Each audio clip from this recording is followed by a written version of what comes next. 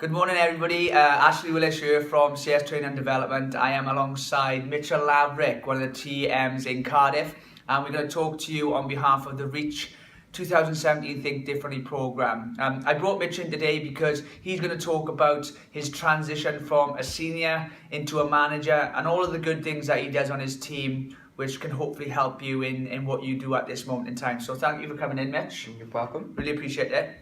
Okay, so we're all really interested to know, how you work and how you deliver on what you do day to day. But first question for you is, you step into a brand new team. What is your vision and how do you achieve it, please? I think first thing when you step into a new team, expectations is a massive thing. So you relay those to your team. You set clear goals. For myself, the goal that I have in every role that I want to do is to be the best and be known to be the best. So when I was a senior, I wanted to be known as the best senior, and I'm currently working on being the best TM. The only way you can be the best is by making those people around you the best version of themselves they can be. So it's about using your time, everything you do, focusing on developing those you're working with, and ultimately, it's that old initiative that you eat last, so everyone else eats first. You eat last, but your team get the main goals out of everything. So you're always putting people in front of you, developing 100%. them, but ultimately at the end, it allows you to flourish at the end with your team. If you're working with a highly developed team, you're only going to develop yourself, and it's up to you as managers, seniors, to develop that team in the first place. Okay, great stuff. We'll carry on then. So what kind of initiatives would you run to get the best out of your team once in that environment? I think a simple one that I like to use, and I've used it on pretty much every team I've gone to, is just a basic development plan. So within that is 5-6 different areas of focus. They can be engagement focused, key performance metrics, attendance, anything you need to put in there. And what you do with that, you set clear goals which you agree together. So your agent, yourself, timescales, are they realistic? When can you do it by? You get the engagement buy-in as well from people. And ultimately, you're helping make people a better version of themselves, which we said is what we're aiming to do. So you create this development plan. Is it basic? Do you have to use an online tool to do that? How would you do it? The way I've used mine is just using PowerPoint. Very basic, 5-6 slides. We could have goals, run an engagement initiative, areas for improvement. What do you want to achieve? Things like that. It's just about asking people what they want to do. But I always use PowerPoint. It's simple. We've got access to it, and it takes minutes. It doesn't have to be an online tool or so you could do it then every single day. You could touch base with individuals and teams to just say, this is where we are, this is how we're doing, this is what our goals are like. So you know your vision then as well, don't you? That's it. I think a lot of the time people think you need to have big half-hour reviews, but like you said, you can literally quick 2 minutes each day. This is how you've done on this area. What are you doing to work on X, Y and Z? Excellent. Okay, the next question is, what did you get out of these development plans then when you run them? So ultimately, if they're successful, which you'd like to think they were, you're increasing performance, engagement, you're getting that buy-in from your team, you're getting to know your team as well, which is very important when it comes to motivating, but it helps identify talent and it helps people pursue their passions, which is important. For me, I think one of my management principles, I always like to challenge people intellectually. So off the back of these development plans and getting to know people, I've realised that, using my previous team when I was a senior, I've got people who've got degrees in numbers and, in writing, and we can use them. Picking people up on my team, we using these development plans, we've identified people have talents, people have degrees, and all different things that we can use to benefit us as a team. An example on my old team, what we did, we were underperforming in SMS score and response rate in comparison to the department. I sent out all the figures as a blank email and simply put a line on, guys, can you have a look at this? Send me your results and what you think of it, and I'll take note of the responses.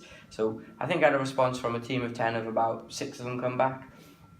From the write-ups, I thanked everyone for a write-up, and the 2 best write-ups I asked to run an SMS project, which ultimately got the SMS score and response rate improved in my team, with me having to do very little work because I know I've got great talent on my team and I know the people I gave it to, trusted to, it's engagement for them, it's get them thinking differently and doing something different, and they've run an initiative in the team which has helped benefit not only the team but the department as well. Yeah, I think the key is that when you send it to them in the SMS, it's not guiding them, is it? Yep. Don't tell them where they need to go, where you want them to end up. And I guess you were surprised with that outcome then in the end. Yeah, well, like we said, we knew we had talent. I knew people would be able to understand the numbers, but the response was on a level, the same level that I was thinking, and that was really impressive to see from agents in my team. But again, like you said, it's not trying to test or trick anyone. It's just to give no guidance and see people's understanding, and then do I need to give guidance based on what they understand? And in this occasion, I didn't. Excellent. Okay, and you have clearly developed a few people along the way, not just yourself.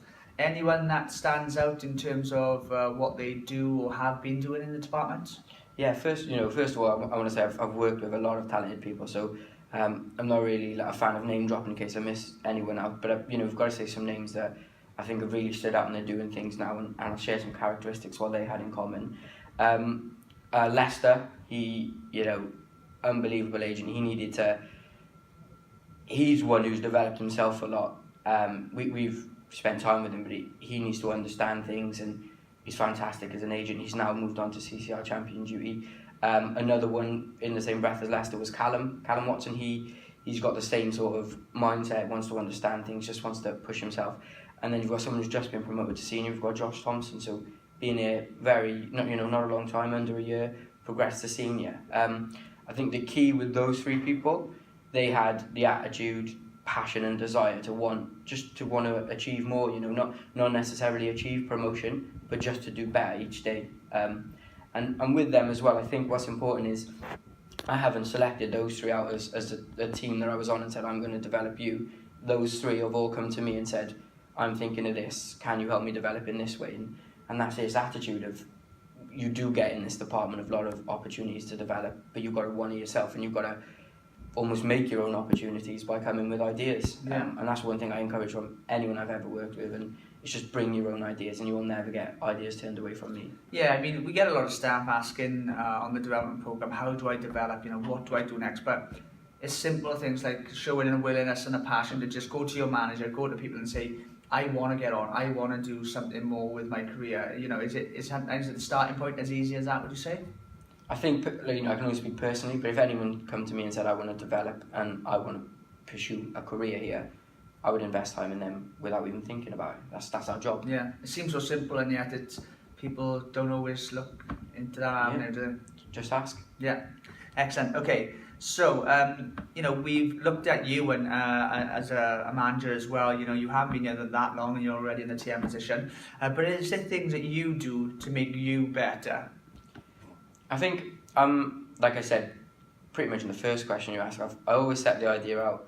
I want to be the best. That's the overall goal, and that's what motivates me when it comes down to the granular things. When I look at it, what motivates me is being the best, and that's what I've always wanted to do from induction, training group. Every team I've been on, I want to be the best CCR, best senior. Now I want to be the best TM. I think in order to do that, I've got a lot of talents and things that I'm good at, and it's so much that they don't really need work on, because as long as I'm doing them at a high level and they don't drop, that's fine. It's sort of getting the levels where your areas need to improve, so not strengths but just not weaknesses, so just get a mid-par. So I think for myself, I've always been very customer focused. I think anyone who's ever worked with me will pick that up. We're a customer service department, that's my passion. I'm good with my team, I like engaging with staff, and I think they like engaging with me as well.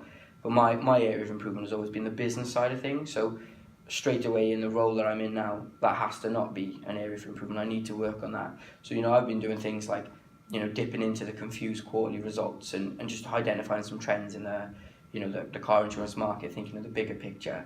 We've got information available to ourselves as managers and seniors, an MBR pack, MI pack, where we can view everything we do, and we can take note of, is our team above the average or below the average, and that's how we know as a team we're impacting on the business. That's for me key. Your areas of weakness can't be weaknesses. I'm not saying they have to be a strength, but you've just got to take them up a few notches. Okay, so let's test you a bit then. So you said about the car insurance market at the moment. Anything specifically that's sticking out at this moment in time? Well, it seems to be the case with car insurance, the trend is prices are going up, especially in the area that we live in, South Wales at the moment. I think we find as well that males, they're paying a lot more than females for car insurance, due to many reasons. The cost of cars themselves is probably driving why insurance is going up. as cars get newer, there's more add-ons, they're just more expensive to repair. You've got things like Ogden that have happened and IPTs happened as well, so all driving factors. But it's good to know these sort of factual things when you're objection handling with customers, and that's something I've sent the pack out to my team to try and incorporate in there at the moment. Just facts, that's all it is. You can only be factual with customers. Yeah, and I believe you had an experience with your team about the share price not so long ago, is that right? On educating them about a little bit on that? Yeah, about the share price. So we update the share price daily just so, we're all shareholders, we've all got shares, see what's going on with it. They noticed there was a bit of a dip, and they're very new, and they were asking me why is the dip's gone on at the moment? And I said to them, well, if you think about it, the results, they were good, weren't as good as we were expecting, and it was the time of year when everyone who had shares could sell them. So natural supply and demand, the more you're selling things, the price goes down. Yeah, I think it goes back to that intellectual exchange that you have. You know that at some point you're going to have that with your staff, and you've got to be ready to step in at any moment, isn't it? But things like the confused.com website and the magazine will help you do that. But this MBR, it must be absolutely priceless in terms of what it can give you and your team. I think it's like we said, if you set a goal, you as a team want to improve this key metric. How can you expect your team to improve if they don't know what they are at the moment, what the department is, and where they should be? So as we said earlier, if we're underperforming the department by X% on availability, my guys need to know that they need to be able to hit that, because that's what the department's hitting. Okay. Priceless, as you say. Excellent. And you haven't been a team manager for very long. I heard your team are doing pretty well at the moment. And any aims for the end of the year now for your team in terms of what you want to achieve? Now you've got a new team? We've set ourselves by the end of the year to win top motor team, and then by the end of March we're aiming to win top team in the department. Do you think that's possible with Scott Radbury's team winning it every month? Got to try and knock him off his perch, haven't you? There's no point. My team have been very lucky. I've got a fantastic team who've bought into me really well, and the vision I've shared with them, they've not only adopted it but enhanced it as well, which is great. I'm very proud of my team. When I set goals of winning most improved team and things like that, they were like, well, why do we want to win that? Why don't we just want to be the best? And to hear that, the pride you feel from that. So yeah, he's done well. His team have won it a lot. James Slattery's team, the top motor team, and have been all quarter. So they're the goals. People at the top, you've got to knock them off the perch. Yeah, exactly. Well, thank you for your time today. You're Really welcome. do appreciate it. Mitch's details and his everything that you've heard today will be available on the Think Differently programme. He'll also upload some tasks for you to complete, a video for you to watch, and an article for you to read, as well as a book that he's reading, which is Apples and Squares. Apples and Squares. Apples and Squares. But ultimately, as you can see, there's some simple lessons in here, and it seems to be nothing absolutely mind-blowing, but as long as we adopt these principles, these concepts, then it seems that you can do a lot with your team, isn't it, Mitch? So thank you very much for your time today, and we'll see you very soon. Thank you.